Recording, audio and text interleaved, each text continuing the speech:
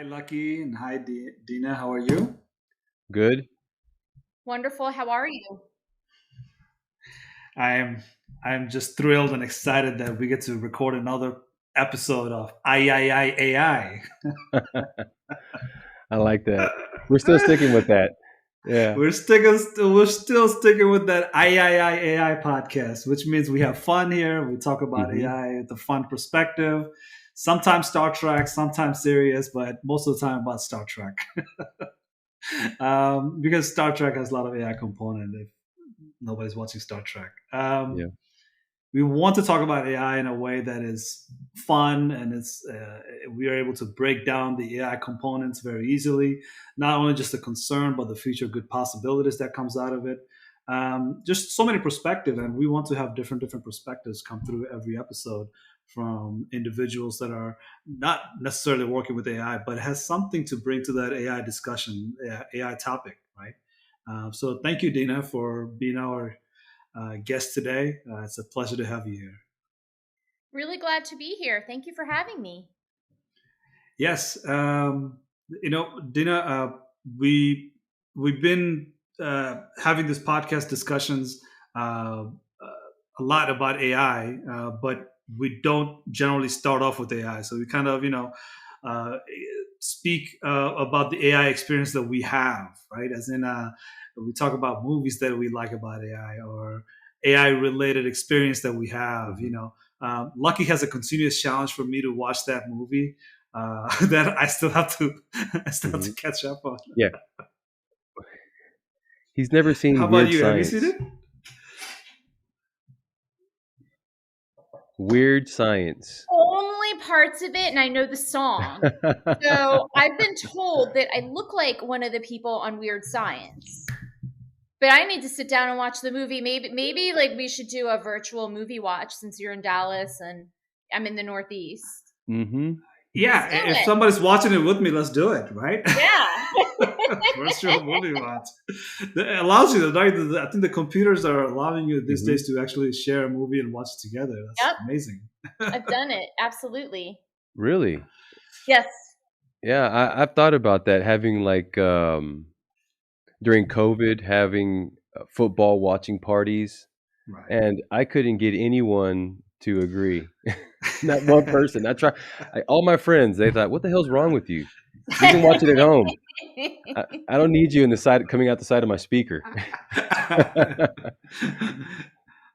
Driving distance might not work, but if you're in a different state, I can understand Yeah, why. But yeah, let's definitely get together and watch that movie. Lucky will put it on, and then we'll just sit down with Lucky definitely. and watch it with Lucky. And Lucky will do a commentary as we go, right? Yeah, I But the could do that. weird science is based on the idea that somebody built an AI so that way they can have a good high school life, and that's what I've been told. hmm But Dina, let's talk about your AI experience. What's your take on AI? What's your experience has been like? What do you Mhm. think about the past, or what do you think about the future? What's your take on AI? Yeah, I look at it from the perspective of a consumer. So where do I think I'm encountering AI across my buying journey? And then I think about it in terms of my employer and what my customers, where I've been able to help my customers. So let's start with me as the consumer. The first one is I have found that some of the suggestions I receive as I'm shopping, I'm a big shopper. While some of them are spot on, some of them aren't so much. And I think retailers have an opportunity to sharpen their selections.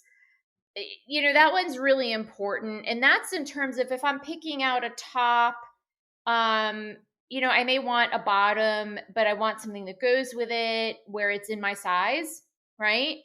But there's one AI feature in shopping that I really like, which is a size predictor. I use Rent the Runway and I rent clothing, and I found that for the most part, the sizing that they recommend, based on the experiences of a disparate group of reviewers who don't always look like me, have found it to be pretty spot on. In fact, I'm wearing one of those dresses today and it Right. fits based on the AI Nice. recommendation.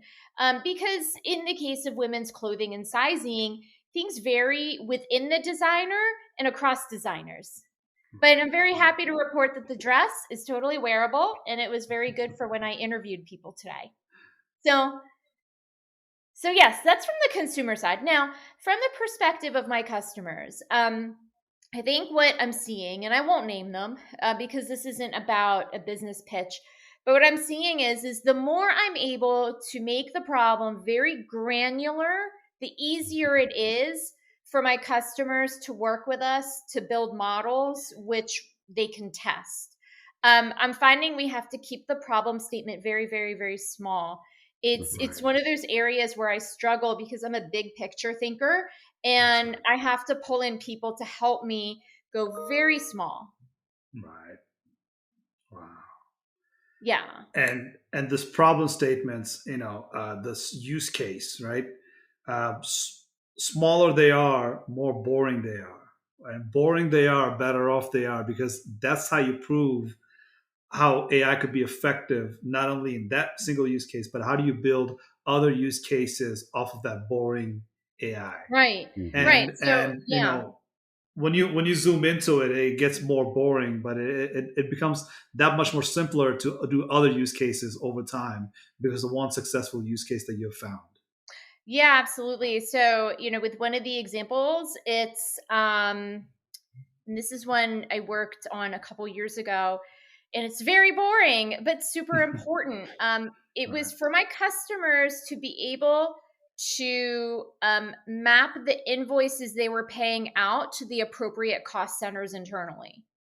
And that's huge. It's so important because it determines how they staff, right? It determines how they plan for the future. It determines, which what's the profitability across divisions. It enables them to get all of this information.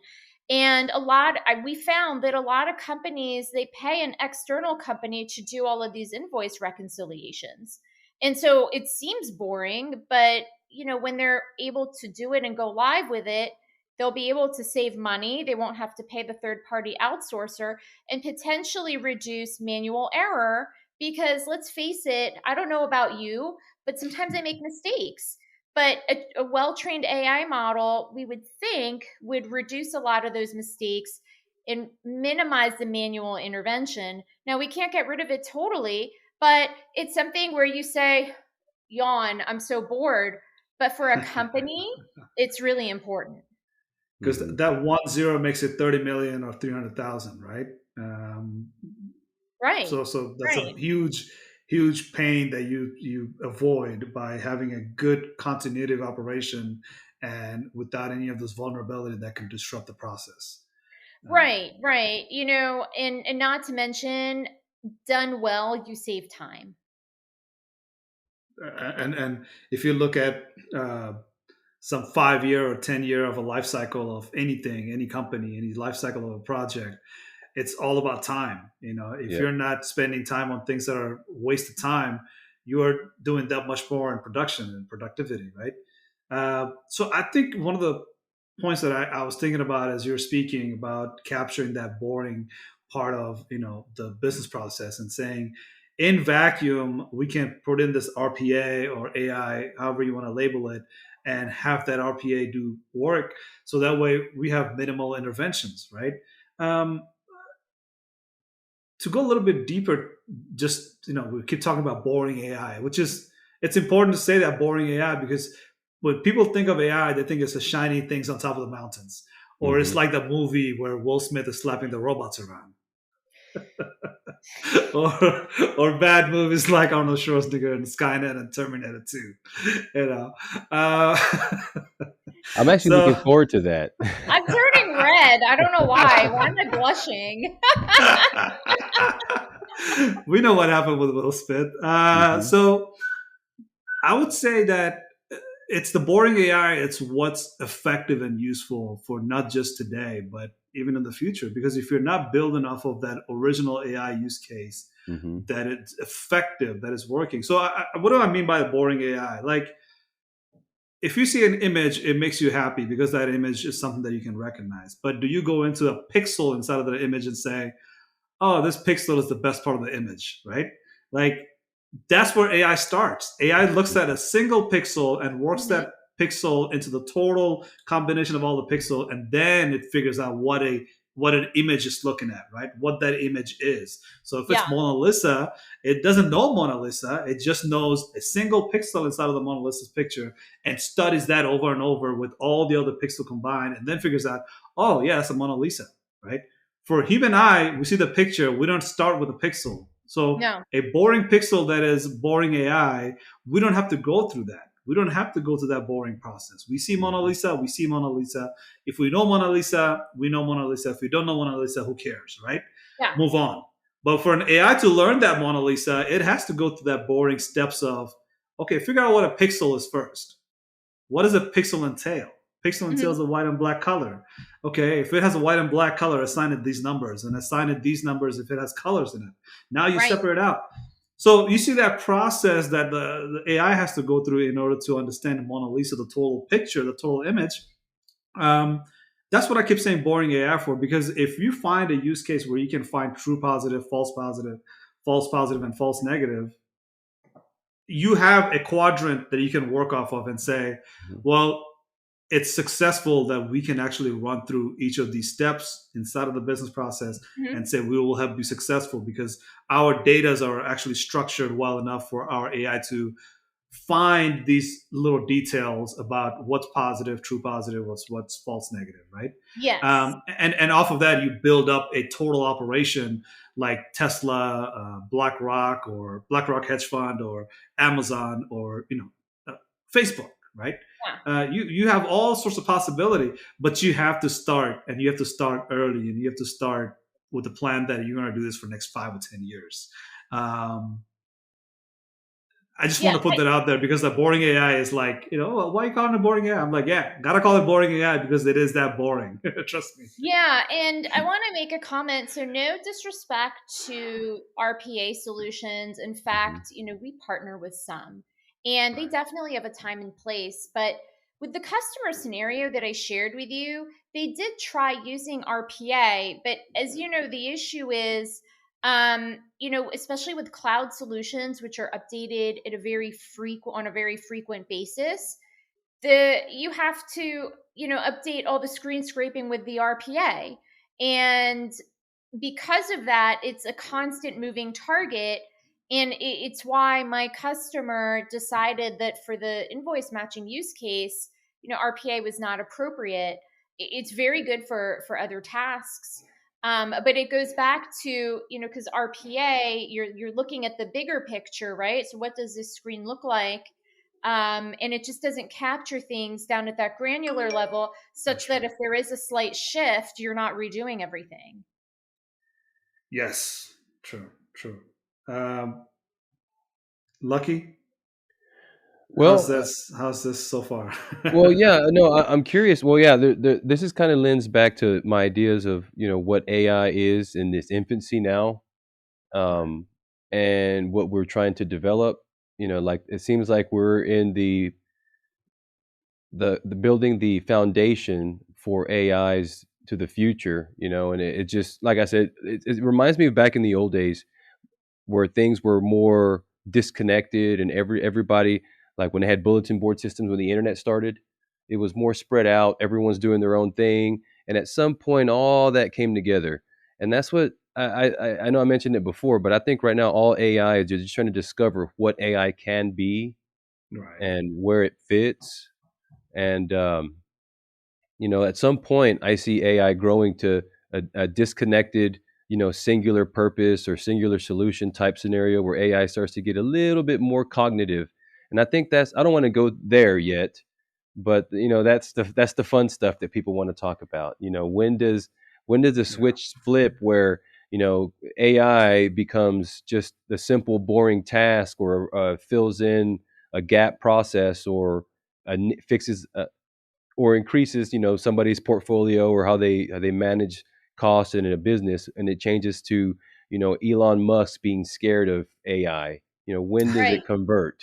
Right. And so that's the cool stuff people want to talk about. But no, definitely all this is I don't know anything about, was it APS?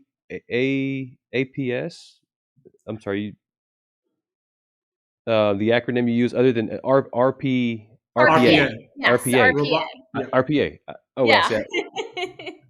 I have no clue what that is, and I'm an old developer, but I'm not recent developer, so that's something I know nothing about. Me neither. I'm a Yeah. strategist. Okay. But since I work for a tech company, as you know, if you're in it, you have to have at least a basic understanding of it. Otherwise, your customers will not trust you. They will think you are some, So what is RPA? I know you started to say robotic something. Yeah, robotic process automation. Okay.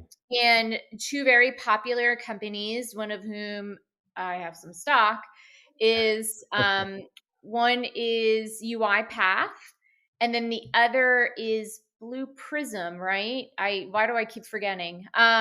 So it's those two, and basically, and I'm just speaking at a very high level. They record, what you're doing over a screen, and so there's a dependence on the visual side of things. Okay. And they're really good for for automating some processes that are very tedious to do manually. In invoice matching, you would think would be a pretty good candidate, except if you're constantly changing the interfaces, then you have to re-record the processes. I get it now. I see. Yeah. I think that goes back to that repeatable, redundant, or dangerous process that humans can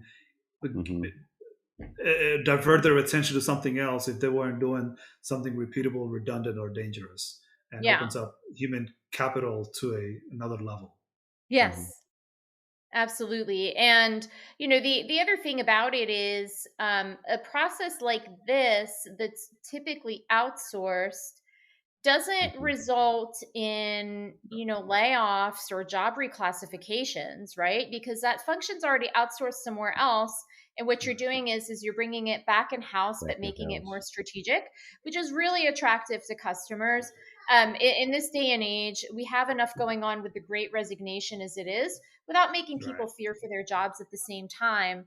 But we all have very tedious things that we wish we didn't have to do anymore. Like, I would like someone to just come and fix all my email. But please. So I can find things. Where is that person who's going to fix my email with I don't know, AI? but don't tell Please anybody. Find him. Don't tell my boss.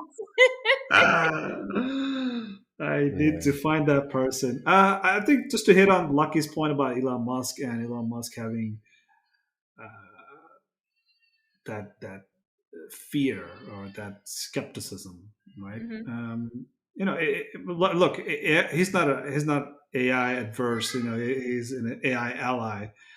He is using AI to build Tesla cars, and he's all about AI. There's no doubt that he's talking against AI, but he will point out the simple fact that 99% of AI projects are BS. They are. They're just shiny things on top of the mountains, right? Everybody wants to get to the top of the mountain, but nobody wants to do the work. And because nobody wants to do the work, that will always stay on top of the mountains, and it will never become a reality. But there are some things that are surface level that are robotic process automation, like you mentioned. If it's built in-house, built by the workforce, for the workforce, how would a workforce develop an AI versus how a developer that has nothing to do with the workforce will develop the AI is two different outcomes. A workforce that develops the AI, it will develop it so it can augment itself to do better jobs in its workplace. Not only securing the job, but also performing to a level that helps the company's bottom line or organization's bottom line or whatever the bottom line is. It doesn't have to be necessarily monetary. It's that effective performance is what's going to come to play with the workforce developing that AI. If somebody else is developing that AI and it comes to the organization, now organizations, it depends on who's engaged, might say like, well, I'm buying this product so I can replace my workforce and save more money by not paying somebody. Danger is on that point right there, right? As in, if you start replacing human and thinking AI is going to do the job of a human and you have no place for the humans to do any job in your organization, let's not do that. Because Tesla, you lose touch with reality, and then you create a disaster that is irreversible. right? Mhm. Irreversible in the sense that Tesla has more need for people today than it did before, ever, Yeah. because data has grown with it. So just because you build an AI using tons of data, that doesn't mean the data stop coming in today because you finished the project today. You will have more data today than you did 10 years ago, just like you're going to have triple that amount of data in next 10 years. And there's no AI that's ever going to be able to handle that much data. You will always need a workforce that needs to grow, Mhm. but you need that workforce augmentee to help with this data collection, to help with this data processing, to help with this data analysis and evaluations, and then monitor them in production, right? You always need human in the loop.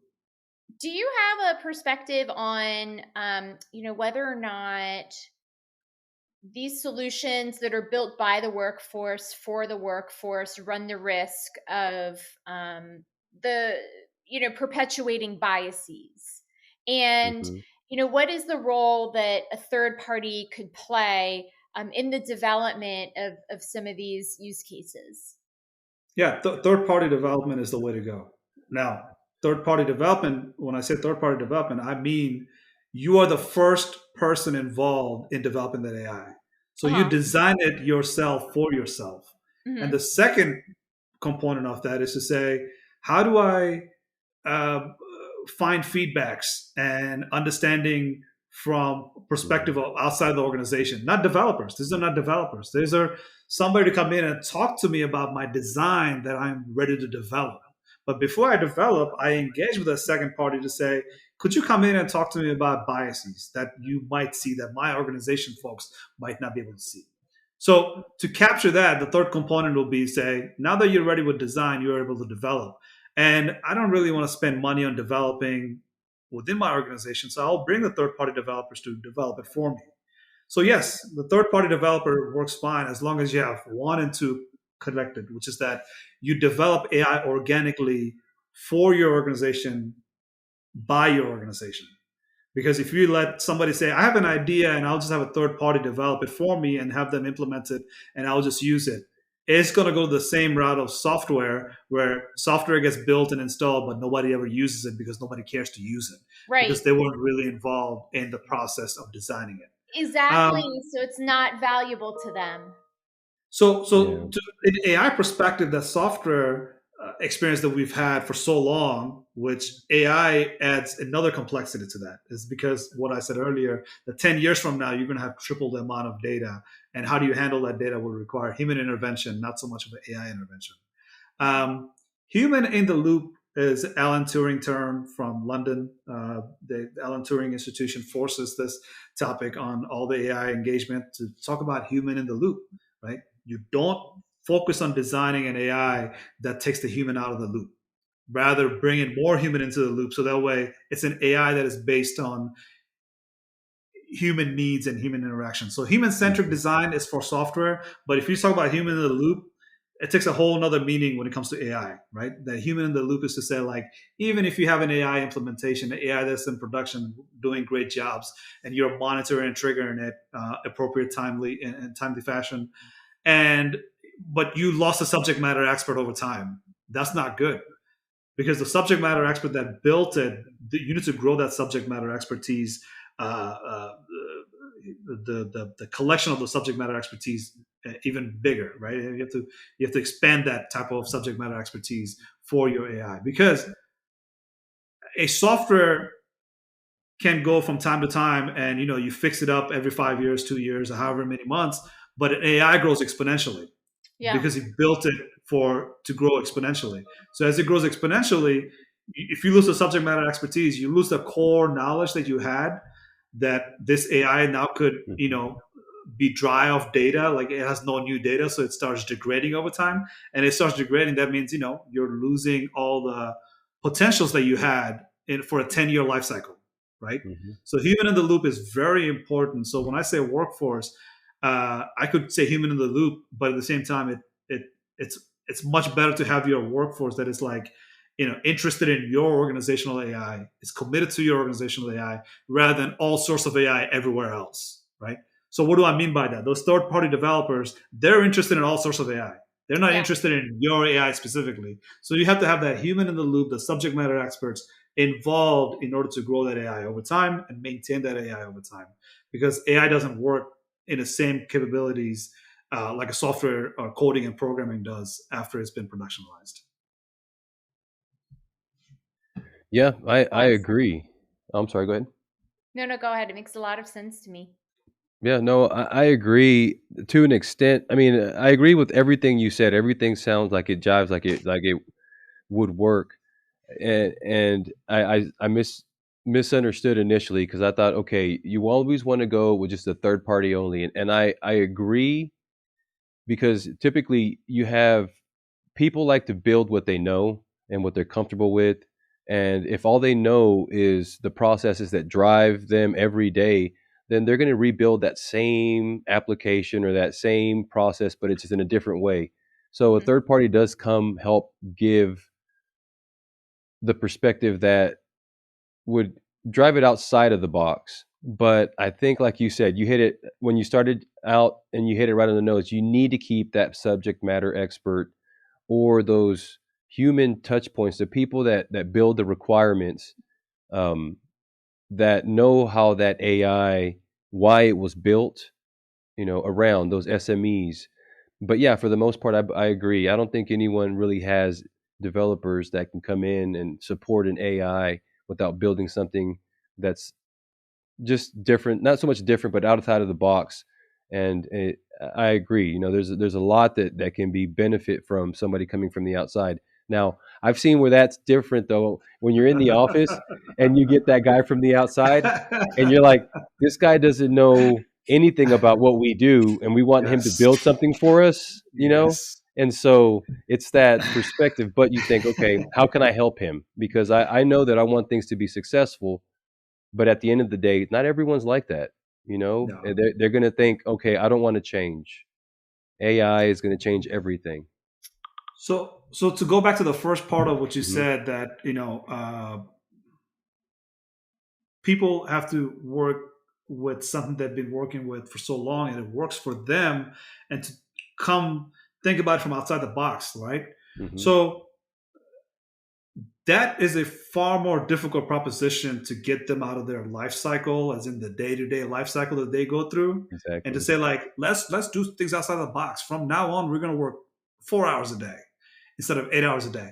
I bet you even that great idea will get some resistance behind it. They will say like, Oh four yeah. hours a day, I'm not going to be able to work 4 hours a day. But I, hold I, on, you get to say 4 hours a day. So thinking yeah. outside the box has a lot of implication that comes with it, which is the word change, right? Yeah. When you Hmm. change stuff, it does stuff to human psyche, which is to say, really, no, I'm not going for that because 8 hours a day works just fine for me. you know, Yeah. so when I say that, the second piece of it is to say like, how can we identify what it is that we do repeatedly in a life cycle, and that's a boring use case that everybody can come to term within the organization, within the culture, to say, yeah, we can all make this repeatable process, Hmm. let's say the RPA or artificial intelligence, like as in we can at least do the research and development. So what that does is creates a cohesiveness within the organization to say like, from now on, we're changing into an artificial intelligence culture. We had data culture for so long. Now we're changing into the AI culture. So without engaging so Wow. much of what goes on a daily basis inside of an office, the business process goes, how about we just research and develop so we can prepare ourselves for the AI culture in the future, rather than trying to change the culture that we already have and disrupt it in a way that confuses people more, right? Yeah. So I think that first piece is to say, look for that boring AI, find that boring AI, and organize within your culture without really shifting your culture just to talk about AI. And then over time, you become an AI culture just from that single Hmm. successful use case. I mean, most of them fail. 85% of the AI project actually never goes past development. Hmm. It fails all the time. It fails. Even 73% of the AI that actually goes in production does underperformance, right? It really doesn't live up to its expectations. So AI is a tricky subject when it comes to success. But there's so many success cases out there. How do you become success is there's like a long gap. I don't know how to fill that, but Hmm. always that whatever the work culture is for last 80 years of that place, to change it overnight, let's not bring AI to change that overnight. Let's Hmm. just talk about AI to say, how do we shift to the next 80 years? because for the next 80 years, you will require AI to work side by side with you. So you can keep that work environment that you had for so long. You don't have to go outside the box. You just have to figure out how to augment your work life Right. using artificial intelligence that is not a threat to you, but rather a way to augment your behavior that you don't really have to change much. Does Exactly. that Exactly. kind It does. So instead of manually counting things when you could be doing critical life-saving research, but you can't because you have to count these things because there's a research implication, you take that off of your plate, then you get to do what you want to do, which is the actual work. And it's no skin off of your nose because someone took the burden off of you having to count all of these precise little things. and you're still the subject matter expert on counting beans, and nobody's replacing you. Right. And if you had to sit down and count those little things or verify or do a cross check every once in a while, then of course you could do it. But then the rest of your time is shifted towards the life-saving work. So I'll give you a good example of a workforce having AI and how that workforce is able to expand its capabilities. The European countries are very unionized, so they don't really have this worries about AI coming in and taking their job. So there was already a easy factor to convince the workers within the union, within European countries to say, yeah, if we bring in the AI, it's not really to replace you because you are unionized. Nobody's going to be able to replace you and fire you. And I say that because once they did bring in that AI, the particular case that I'm talking about here is the bank tellers. Instead of doing their bank teller's job, AI was doing the bank teller's job for them, right? And these bank tellers were actually just keeping an eye on it to see if the AI was able to perform to the level it's been performing and it's improving over time or not. So it has improved over time. So guess what happened when you have a workforce that has a lot of time in its hand, right? So one of the business process, the way to develop it is that, like, say, here are my capabilities, right? I have an intention of serving this zip code, and I have the opportunity to serve based on my business process that I've established, and there's my capability. So your capability is very limited. Capability is limited because your workforce is engaged in these limited capabilities, right? So when your workforce frees up its hand, now you're saying, wait, hold on a second. My workforce actually can handle more clients than I had previously. So how about my workforce that used to just handle customers as they come and go? Now this workforce is actually calling up more customers, saying, we have more capabilities to handle more customers. Would you be willing to come and be our customers? So now you have 100,000. I'm just making up a number here. You went from 100,000 customer to 200,000 customer because previously you were only able to handle 100,000 customers. Not that you didn't want to handle 200,000 customers, but because of your limited ability to have limited employees, you weren't able to handle 200,000 customers. But because now you have a workforce that has its hands free and is able to engage with most customers with calls, and you have AI as a teller, so you are able to engage with more customers with given infrastructure that you already have in place.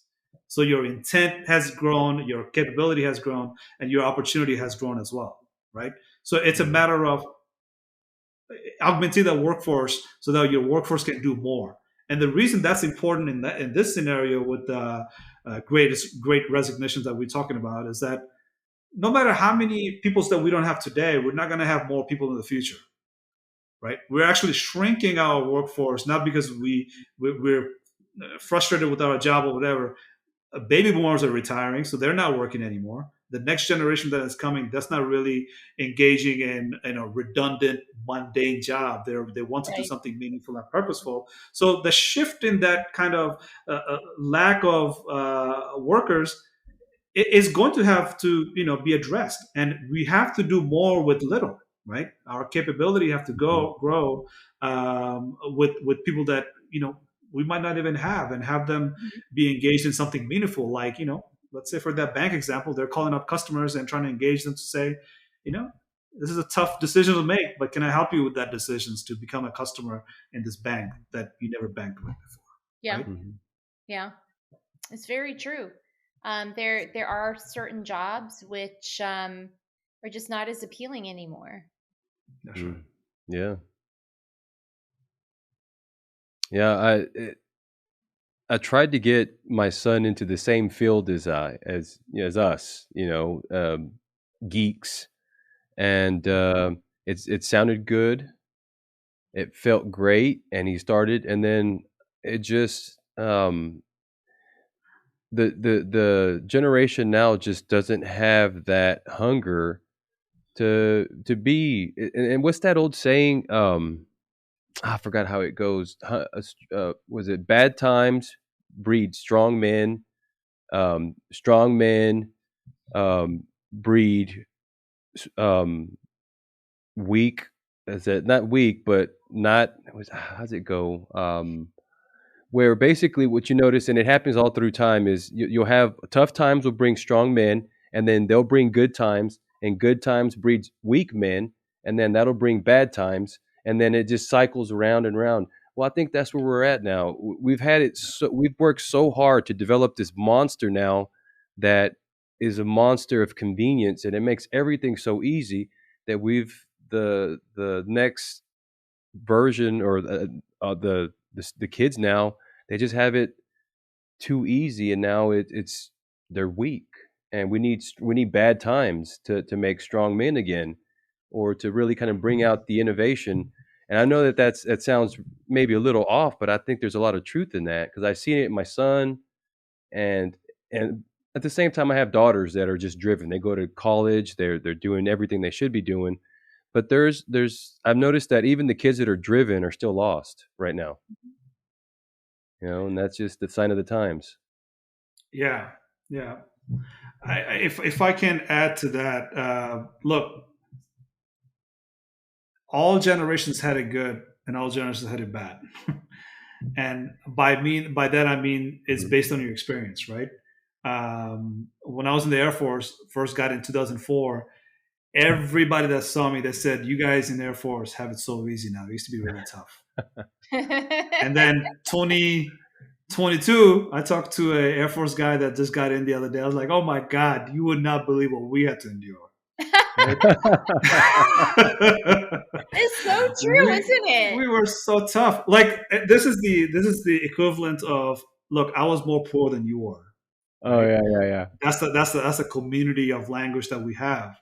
But look, I think one of the things that are happening right now is that uh, th- that equalizer, right? So I'll give you one example. It's off topic, but I think it makes sense. In New York City, in Manhattan, everybody rides a subway. Mhm. Mhm. Everybody rides a subway because no matter how rich you are, you drive a Bentley or not, you're not gonna get to the Wall Street anytime soon if you take your Bentley to work, Mm-mm. Right, unless you live upstairs from Wall Street where you work. right.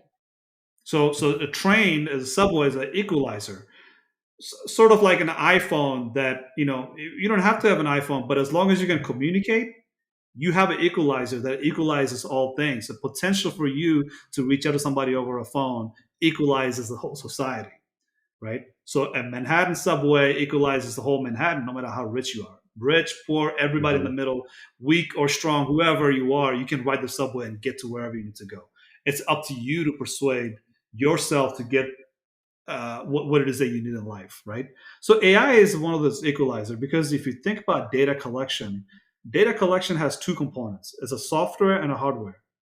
You need to have a hardware that is, over time degrading. Over time, it will create rust. Over time, the wires will burn up, and then it will stop working, right? But as long as you have a software that captures that data and keeps that data moving from one product to another, which is one hardware to another, it will always be data no matter where it goes. The data is data. You collected it very well, you secured it. So even if your hardware dies off, and this is where I'm going with this, we as a human cannot do that. We have a hardware that wears off, and it goes into the ground, right? It disappears back into the ground, right? We don't know where we came from, but we know for sure where we're heading. This hardware is going to go into the ground, and my memory is going to come with me. Yeah. But when it comes to the hardware and the software that holds the data, that data will move on from hardware to hardware. It can live for the next 800 years if it likes to, if we allow it to. Mhm. Lucky, I know you're gonna hate me for this, but this is Star Trek, bro. This is a whole season of Star Trek where they chased a data software because it was jumping from one place to another and disappearing with all the human knowledges. We always end up in Star Trek. I'm sorry. So what you're saying, Lucky, and what's happening in the world is that we have to create this data and we have to create this monster because somebody else will if we don't. And somebody else's monster is going to have that disadvantage, that advantage that we don't have. And we're in disadvantage. And not that I'm saying there's a conflict that needs to happen, because if you don't know your own history, if you don't collect your own language, if you don't collect your own ability to collect data and continue collecting that data and grow it in size, not that somebody else will use it against you per se, but you're forgetting something about yourself that you cannot recall using your human memories. You definitely need an artificial memory, an artificial intelligence to do that work for you.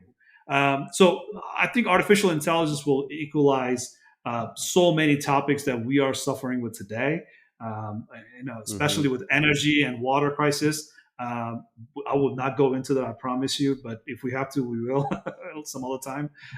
But AI has huge implications on this because your ability to collect and keep those collection in a living body, which is a hardware, will have to happen. And just collecting is not enough. You have to compute and process this data over time. Yeah. And that's why the AI is a solution. If somebody labeled AI anything other than artificial intelligence, but the way I did, I think people will understand that. But people don't see it that way. They see it like it's like, whatever the movie said, right? Will Smith slapping the robots around. That's what they think of AI. Yeah, absolutely. He's famous for that now. But it's a really good point. I hadn't thought about, AI being able to help us capture, who we are, in our present state and, help us not forget. Yeah, because if you think about it, right now, the data that we collect it for auditing purposes. And we are continuously collecting those data, thinking that, 7 years from now, we should be able to audit what we did 7 years ago. But now that we start collecting 7 years worth of information, it also gives us a glimpse into how the next 7 years will go, right? Right. So everything had a vision behind it. So the vision behind this artificial intelligence doesn't necessarily stop at this RPA or this information in a vacuum, but rather to say, if I collect all the data in the world and keep it to myself, I will only benefit from it this much, which is a very short lease, right? But if I was able to collect this data and merge those data with other sorts of data, and I start finding insights that no human ever in history has ever saw those insights, now we have a different source of reaction in community and society, right? Society is able to look up to itself and say, like, look, we didn't even know we could invent a product that is based on sand, and we can stop using petroleum to develop plastic, right? And we can do research and development in a fashion that doesn't require 10 years or 10 months worth of research and development in order for it to productionalize. We can do research and development because we already know what research and development requires. We just don't have the data that is structured to do the research. So once we get to that point where we have structured data in so many places and we can collect them all into one and start doing research to figure out how to develop let's say a car, let's say a plastic piece that you can sit on, right? Chair, tables, furniture, whatever the case is, new materials. Those are all worth it to do, right? Those are the possibilities that we're talking about beyond just business process. Yeah. We did lose you for a couple of seconds. You froze.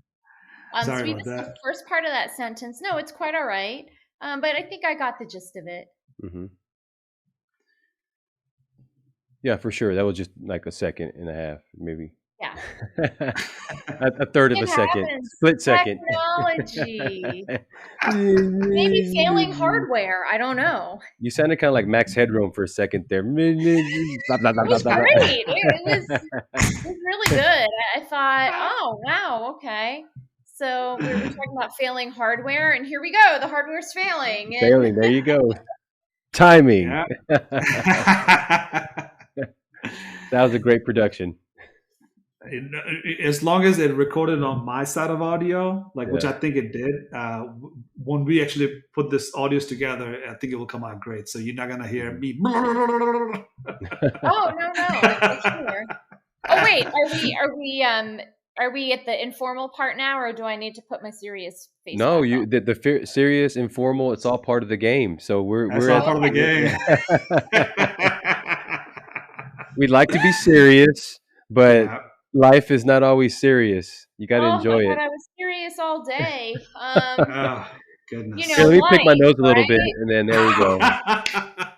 Now we're off the serious part already. Like, forget it. This podcast has gone off the rails. It needs The to hosts sometimes. aren't even drinking, but they sound drunk. There you go. Oh, that's what happens when you work all day, right? That's the grind.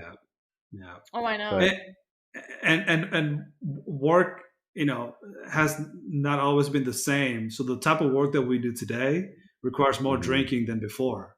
And thinking. Yeah. Because if you think about it, people used to drink back in the days. They used to go back to the hard labor the next day, so the body wears it off faster. Mhm. Different source of damage, but today you drink and you don't really work it off. You just keep drinking every day without working it off the next day. You just carry the poisons over and over, and yeah. Or in my case, because I'm a candy addict, I don't really drink much, but I do eat candy. That candy sticks with you. Not good for you. Not good for you. But oh so good. Oh so worth it. I could do a whole podcast and I would come up with something to say about candy every week, and I would never run out of things to say. Like ever. 1 week I could do Smarties, the next week I could do free. Week after I could do that cotton candy that you get from the beach. I mean, the possibilities are endless. Wait a second. Are we talking about having a podcast about candy and you're going to be the host and we're going to come and listen to you? Please do, because I would love to be in that podcast. Like, oh my God, I'll have you on there and we'll sample all these different lollipops. Like, we could do that 1 week. Maybe like the Smarties lollipop the best? I do personally. But how do we feel about blow pops? Yeah. How do we feel about the ones you get from the dentist? You know what? Stay tuned. We'll find out. I like sour candy. Why am I here? I need to go out and buy some Smarties lollipops. Like, hosted by who? Like, you Willie hosted, Wanka. but Willie sponsored Wanka. by Willie Wanka. Yeah, sponsored by Willie Wanka. Dina, sugar addict, Kaylani. Eyes are all dilated from candies. I talk very fast. No, wait. Okay, wait a minute. What are we doing? Where are we? I lost my chain of thoughts. Right. Why do I have a headache? Why is the room spinning? Where's my candy? Where's my candy? Where's my candy? And then 2 minutes later, I'm asleep. On the mic.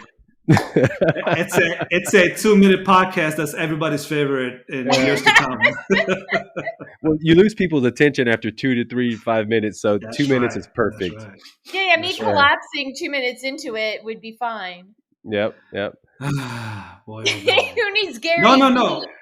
When I could just sit there and eat candy for all of you. I need to research on my podcast platform to see if there's a podcast about candies.